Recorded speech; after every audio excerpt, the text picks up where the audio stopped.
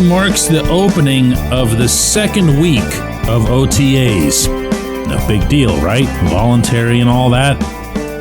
A week from today opens mandatory minicamp, which really ought to start meaning something. Good morning to you. Good Tuesday morning. I'm Dejan Kovacevic of DK Pittsburgh Sports.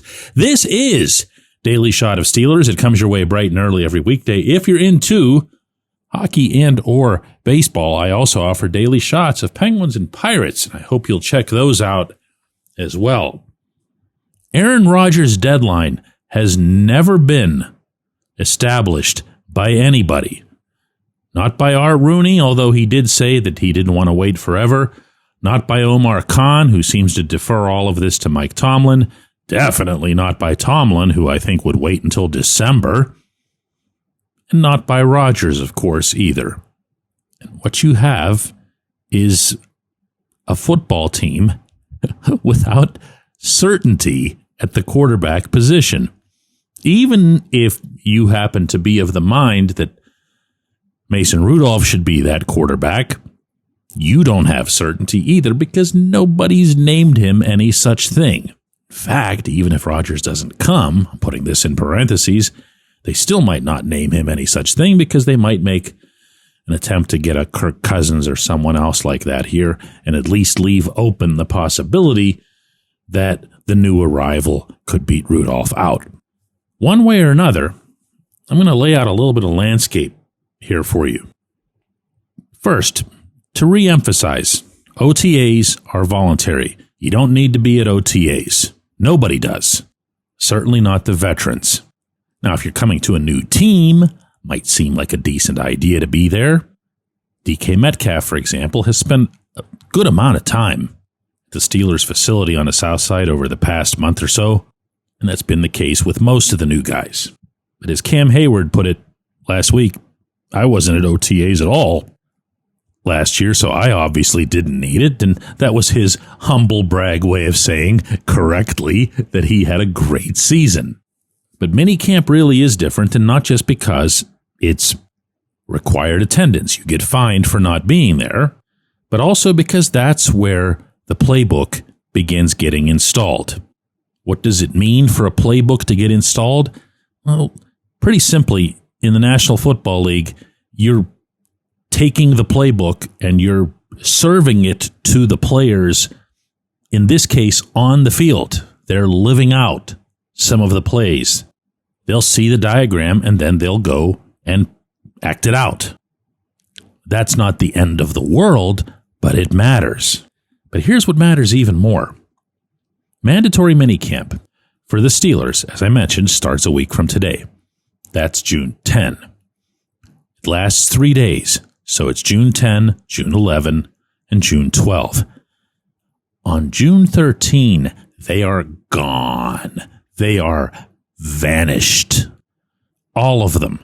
Coaches, athletic trainers, equipment people, definitely the players, even the agents who never take a break from anything.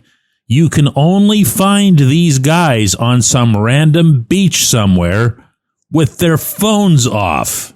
There's no rule that makes this a requirement, but it has been this way in the National Football League for many, many years. You do not do football in this 5-week span between minicamp and actual training camp. So if a player wants to spend that time over on the south side using that weight room and using whatever, they're going to do it in pretty much isolation. That means that if Rodgers doesn't show up a week from today, and remember, he still has to sign a contract and agree to terms and all that other fancy stuff. Otherwise, remember, it's not mandated for him. He's not a Steeler. All of this has to happen in the next week, or the Steelers will be leaving in someone else's hands the status of their most important position. They'll be unpacking their vehicles at St. Vincent College without knowing who's going to be the quarterback. And on top of all that, they're going to be running the risk that their quarterback could eventually be somebody who has done next to nothing to prepare for the job. Never mind, no matter what it is that you would think of Rodgers' ability to, get up to speed, giving everyone else the opportunity to prepare for him, not least of whom would be the offensive coordinator, who, even if he thinks he knows what Rodgers wants, couldn't really have that much of a notion without at least having a conversation with the guy. Don't get me wrong here. I don't believe that you're going to see some deadline put in, because when Tomlin makes clear that he wants something, he will cling to that, because being right is his priority. And he has now, just as he did when he made the switch from Justin Fields to Russell Wilson, put his own decision out there on the line. And I really hope nobody needs a refresher as to how he reacted on that one day at Acrisure Stadium where he thought he had really nailed all his detractors, because that definitely mattered. This situation does matter. This is important. And if the head coach isn't willing to impose a deadline, maybe the one person who even just slightly suggested it would be a problem to not have a quarterback going into training camp might do something about it instead. That, of course, would be the chairman of the board. When we come back, J1Q. This segment of Daily Shot is brought to you by our good friends at Mike's Beer Bar. They're located on Federal Street, directly across from PNC Park. Mike has more than 500 beers on tap, including from more than 50 local breweries. Stop in and say hello. Tell Mike we sent you. Mike's Beer Bar.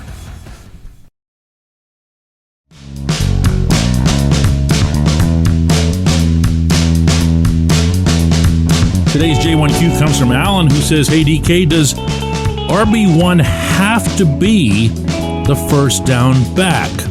I see Jaylen Warren getting more snaps to start the season, but Caleb Johnson seems like a good first down fit and not a third down back. Jaylen is a stud on blocking on the blitz, on third downs, and on pass catching." I'm going to tell you, Alan, even though I invested the lead segment of yesterday's show on this subject, that I really don't know that there's going to be a whole lot of daylight between these two players on the depth chart, no matter what order it turns out to be. But I'll start by answering some of the points that you brought up, or attempting to answer them. Does he have to be the first? Does RB1 have to be the first down back? No. And that alone underscores how really immaterial the labeling is, the RB1 and the RB2. All RB1 and RB2 are going to be, by the end of the coming season, is who ended up with the most touches. And even that might be decided purely by availability. The way Tomlin has preferred to work his running backs really throughout his tenure is he loves to find and ride his bell cow. Now, I've said before, and I'll say it again, I don't see him doing that with Johnson. Johnson is not a first-round pick. Johnson is not someone who's going to just waltz into Latrobe and be treated really like royalty, as Najee Harris was. And I'm okay with that. Let the kid earn it. Let the kid, since you brought this up too, Alan, learn some pass blocking. Jaylen is elite at pass blocking. Jaylen is elite at picking up the blitz. Let the kid watch and absorb. But what you could eventually see, and this was the main reason I broached the subject yesterday, is that Tomlin just says, listen, I've got a guy here. I've got a guy, and I've got to play this guy. It could be Jaylen. Finally unleashed, finally number one. It could be the kid. And in that event, what you would most likely see is the sort of split that the Steelers enjoyed, and I do mean enjoyed, between Le'Veon Bell and D'Angelo Williams. Notice I bring those two up a lot. That's because they were really, really effective in how they played off of each other. The rhythm for that, you'll recall, was 2 series of Lev, 1 series of D. Will. 2 series of delayed, waiting, looking for the hole, finding it, or maybe catching the football. 1 series of D. Will just finding the slash route and pew, going right through it. Was there a clear 1 and a clear 2 back then? Yes. Does there have to be one in 2025? No. Could there be one? Yes, but my goodness, what a pleasant problem that would be to have. Because that would mean that one of these two would really, really rise up.